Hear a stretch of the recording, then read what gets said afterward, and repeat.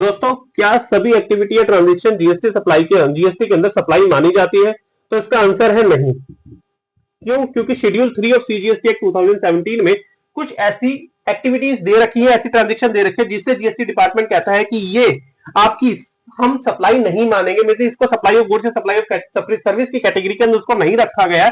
इसके लिए सबसे पहला जो है वो हमारा एम्प्लॉय की सर्विस, मींस अगर एम्प्लॉय को सैलरी मिल रही है एम्प्लॉयर से तो वो हमारी सप्लाई नहीं है, उसके ऊपर जीएसटी देने की जरूरत नहीं है। ठीक है। दूसरा है आपका कोर्ट या ट्रिब्यूनल। अगर आपने किसी कोर्ट के अंदर कोई केस फाइल करने के लिए फीस जमा करवाई है, कोई कोर्ट फीस जमा करी है, ट्रिब्यूनल में कोई फीस जमा करी है, तो वो भी आपकी जीएसटी सप्लाई नहीं माना जाता, उसको भी जीएसटी देने की जरूरत नहीं होती।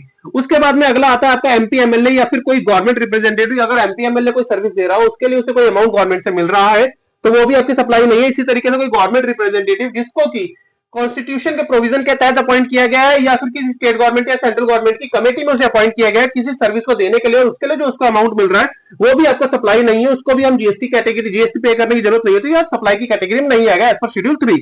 उसके बाद में अगला फ्यूनरल ब्यूरल या क्रिमिनेशन की जो सर्विस, मीन अगर किसी बंदे की डेथ हो जाती है तो उसकी अंत्येष्टि कराने के लिए जो भी सर्विसेज ली जाती है, लास्ट रिचुअल को कंप्लीट करने के लिए जो सर्विस ली जाती है, वो भी आपकी सप्लाई नहीं है। इसके अंदर किसी बंदे की डिसीज की बॉडी को ट्रांसपोर्ट करने के लिए अगर एम्बुलेंस की सर्विस भी ली जा रही है तो वो भी यहाँ पे कवर होगी, और वो भी जो है हमें सप्लाई नहीं मानी जाएगी, और उसके ऊपर भी जीएसटी देने की जरूरत नहीं है।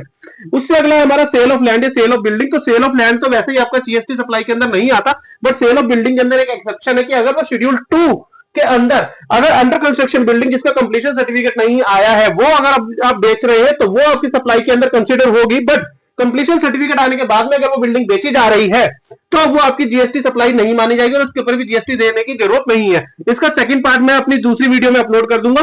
तो बाकी इसके लिए अगर कोई कंफ्यूजन है तो आप मेरे यूट्यूब पेज के ऊपर लाइक एंड सब्सक्राइब करके आप मैसेज छोड़ सकते हैं।